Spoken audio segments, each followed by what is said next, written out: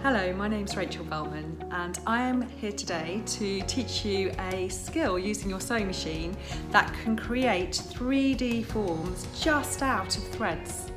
So this form that I've made, which I've stiffened and has become almost like a vessel, is made using a technique called machine embroidery, and we also use a soluble fabric which you'll need to get hold of. So this is water soluble, what we call vanishing muslin in the trade. So if you look this up, it's really easily accessible on any sewing shop suppliers or Amazon, I'm sure. So you will need also some threads to be able to do this, but actually it is as simple as that. Well, I say that because you do actually need a sewing machine. So this is not something you can do unless you've actually got a sewing machine at hand and a sewing machine that can do machine embroidery. Let me explain that bit before we move on. So here is my machine. I'll just twist the camera towards it. And this is a Bernina, but it doesn't need to be a Bernina. It just needs to have this certain ability on it. So I'm just going to take it back to how it usually is. So I usually use an ordinary foot like this to do my sewing. And this foot sits on my machine as easily as that. And when I push it down, here we go. When I push it down, it will hold the fabric underneath it fast. And the teeth underneath the machine will move through like a caterpillar track and feed the fabric through. So that's ordinary sewing when you're doing dressmaking or making anything on your sewing machine. Now, to do machine embroidery, you need to have this other feature. So you need to obviously be able to take your foot off, which on most machines you can do. And also you need to be able to have this special foot, which is called a drop feed foot. And you should be able to buy one of these for your particular model of machine. So they often look like a full circle at the bottom or partial circle. And you can pop that on your machine, just like the other foot. She says, putting it into position. There we go. So that will hold in position just like before. Now, when you pop this down, what you'll find is that as you stitch, you've got a lot more room underneath the foot.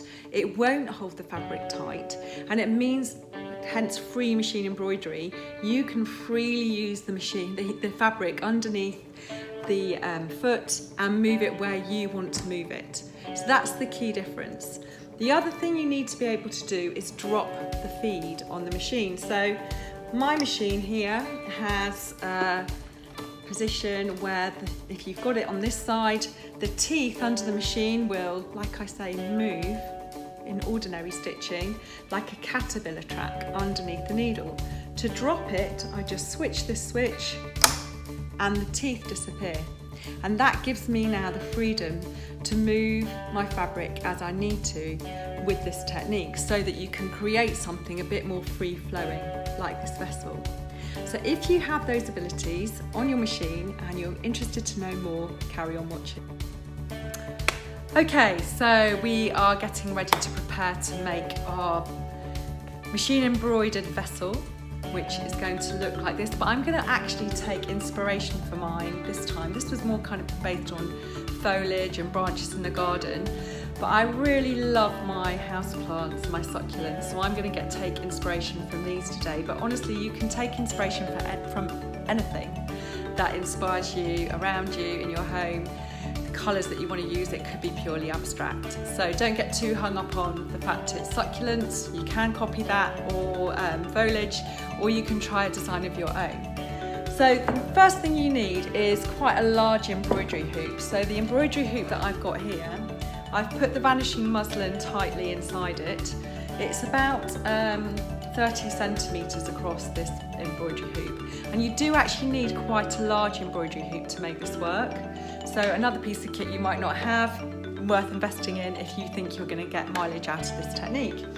The other thing is a glass or a vessel that you're going to mould your piece around. So it needs to be glass, I recommend, because later we're going to stiffen it with some glue and you don't want it to stick onto the glass. So you can see that my vessel has been moulded around that particular glass. Actually, that looks quite nice. As a product, you could put a little nightlight in there and have it as a kind of gift that would make a really nice centerpiece on a table or on a mantelpiece. Just an idea as well. But I've chosen to take it out so you can see the technique inside. Now, if I just swerve the camera around to my table, you can see what I'm going to do next. So I've got the embroidery hoop on the table, and I'm going to position my glass in the centre of my embroidery hoop, and literally just with a pencil. Don't worry about marking and vanishing muslin, because as it says on the description, it vanishes. So you don't really need to worry about really drawing into this if you need a guide as to what your design is going to be. So you can see I've drawn in the centre of that the base of the vessel.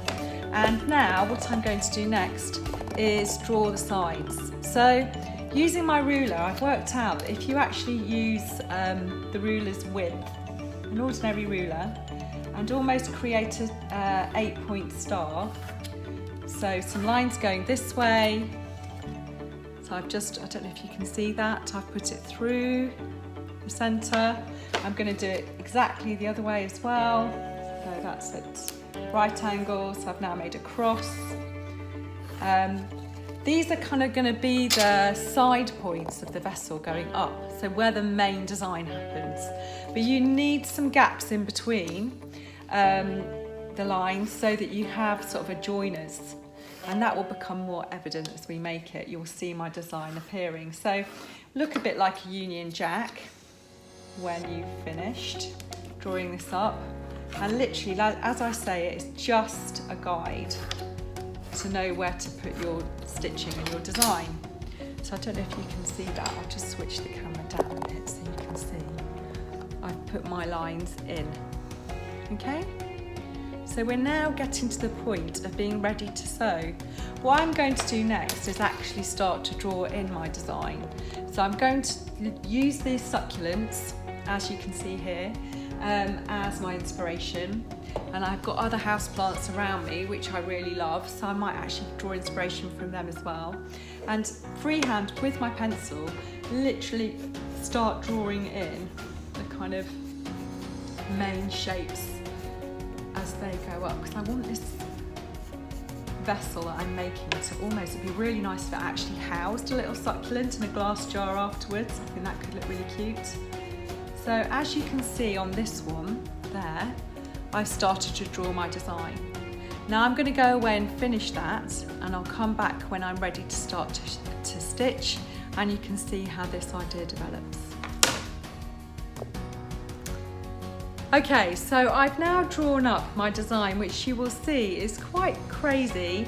This is not going to be a perfect picture. So if you're looking to draw something perfect and create a vessel such as this, you might get disappointed. So allow it to be a bit abstract, a bit kind of gaining inspiration from something, but not absolutely it's going to look exactly like the thing that you're drawing. So as you can see, I've taken some petal shapes from my succulents, and from the cacti here I've taken some lines and some texture, and that's what I'm going to kind of work with, and I hope it will look sort of botanical when it's done.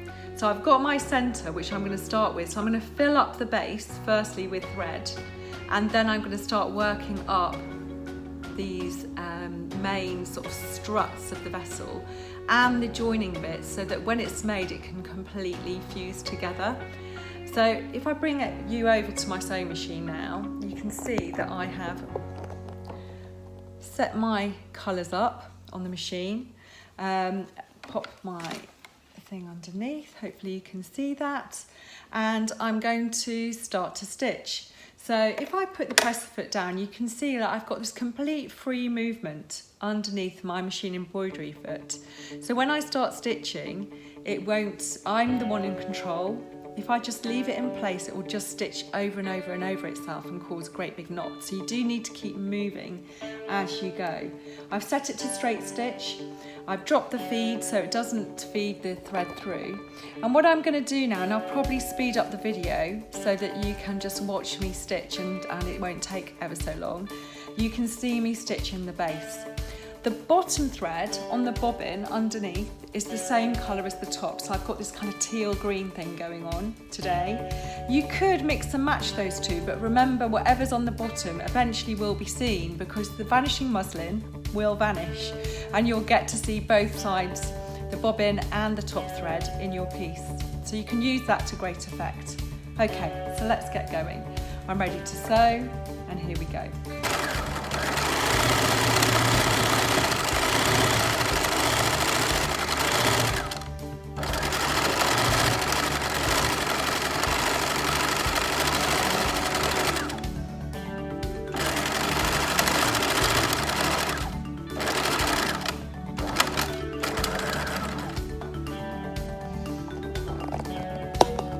Okay, so my bottom thread has actually now run out because I've done so much stitching. So I'm now going to take it off, rewind the bobbin, which is something you have to do quite a lot with this technique.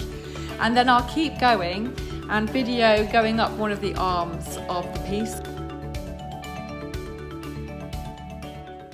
Okay, so you can see here I completed one of the arms and I'm going to go across to do the other ones that are perpendicular to it. And now I've managed to do the ones in between, the base, and slowly you need to build up as you go. I've managed to kind of overstitch, I suppose, lots of times using straight stitch, and then I'm going to consider changing my top colour. Maybe the dark green, maybe the lime green, yes I think I'll go for that, to start to fill into the gaps.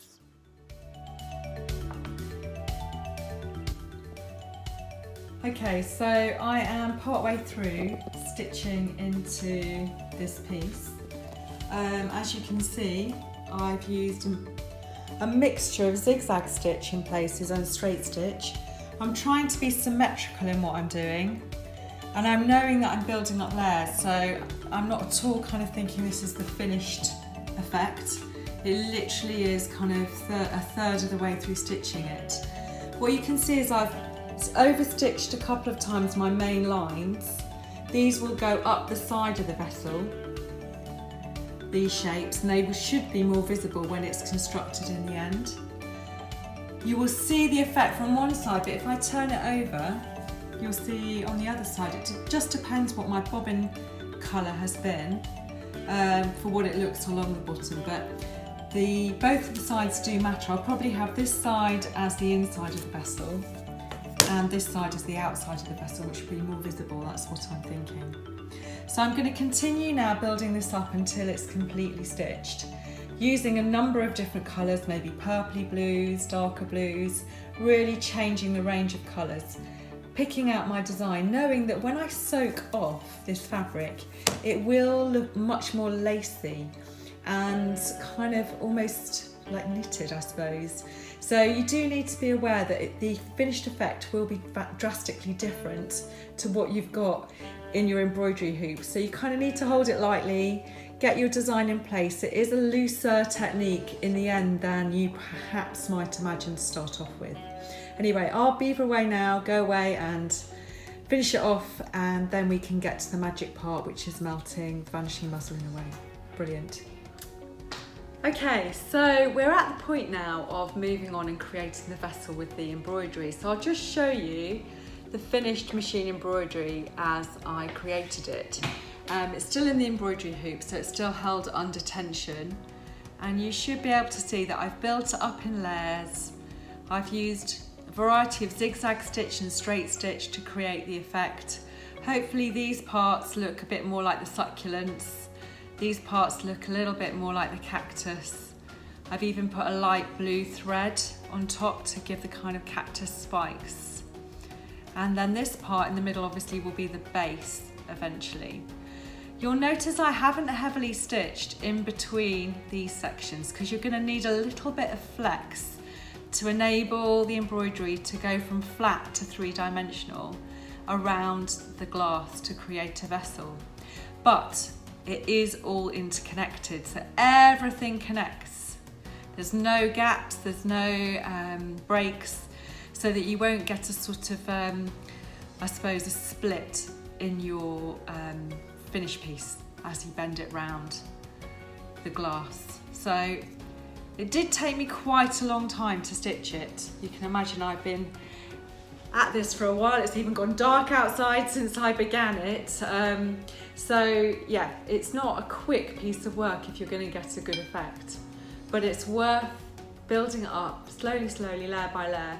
And as you can see, the back is a little bit different because of the bobbin colours that I've used, but similar. It's not too different. So the back's actually going to become the inside of the vessel. So how are we going to do this? Well, I've got prepared a bowl of warm water, warm from the tap, really quite warm, which is covered with cling film, so that when I mould my vessel over the glass, it doesn't stick, because we're going to be using some glue later.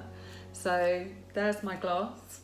I'm now going to remove the embroidery from the embroidery hoop, put that to one side, and you might want to snip around the edge to get rid of some of the vanishing muslin, but I'm just going to show you how this now works. This is like the magical bit. So I'm going to get my bowl of water here, and actually I'm going to place the embroidery inside the water and just let it submerge.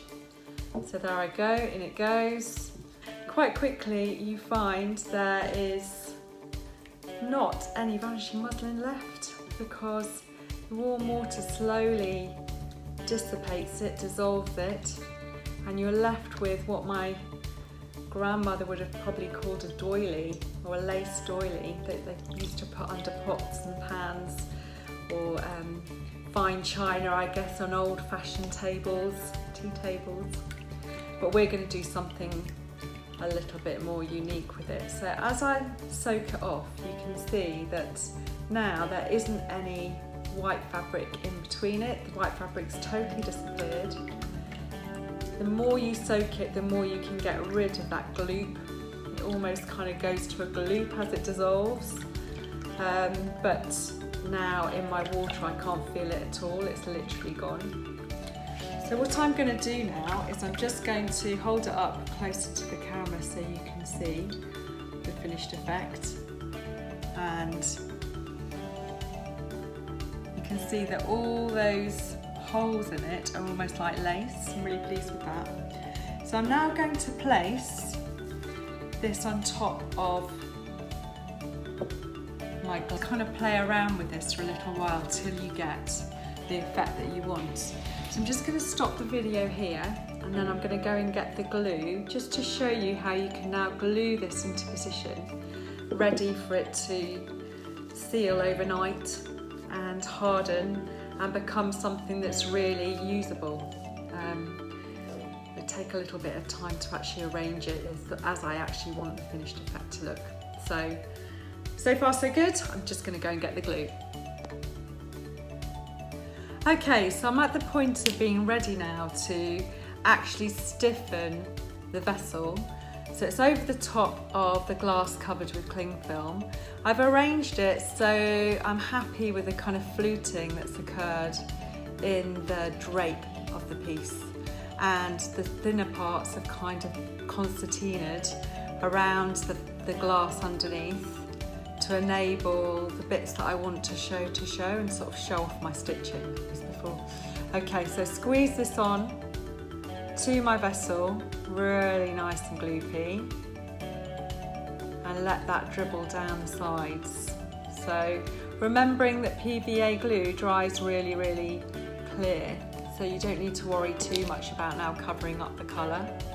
And holding it in place, I'm just going to actually work the glue into the stitches so that they actually get nicely covered. And I've put this obviously on a plate because you don't want to be pouring glue all over a precious work surface. And my intention is, after I finish here, I'm going to go and leave it on the top of one of our radiators to dry. And it might be that once it's dry, I do the whole process again. So I'll leave it overnight, come back to it in the morning, and I might add another full layer of glue again so that the piece is really, really stiffened by the glue and can actually operate as a piece on its own. So without the need of the glass underneath, that's what I mean. So I'm just really enjoying. Now I can see a thread in here, so I'm just going to move that. I don't want that thread to be there, that's better.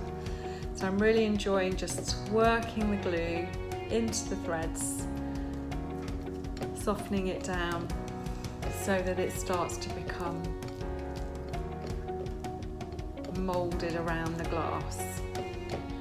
And really it's just a case of allowing that to get mulched in. Really satisfying.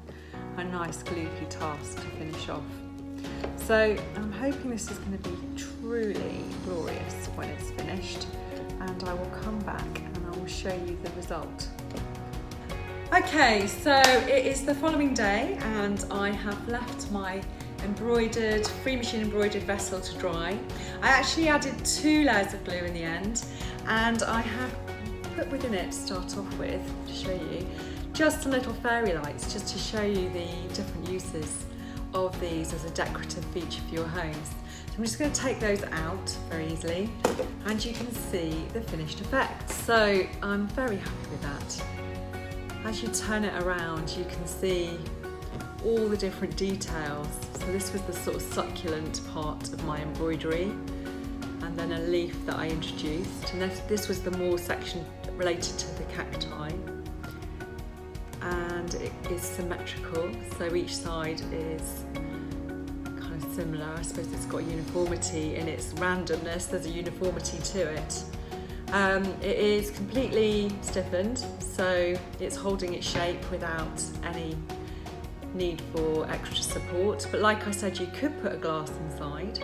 So in my one I did previously, I have put a glass inside and a little succulent, which you could then have as a sort of pair. I'll put my lights back into it. I really hope you've enjoyed this video and enjoyed learning a new technique. I know there's quite a lot involved with it. Just put the camera on the actual outcomes. There you go. There's the actual outcomes. I do have another video which I'll just place alongside of this, which is another textiles vessel, but this time made out of recycled plastic. So check out my channel and see if you can find that one. And these are really fun to make, and as you can see, they do make quite a lovely collection all together. So yeah, enjoy making. There's nothing better for you than a bit of making and craft. I can highly recommend it to boost your mood, make you feel great, and that you've made something beautiful either to keep or give away. Okay, see you soon.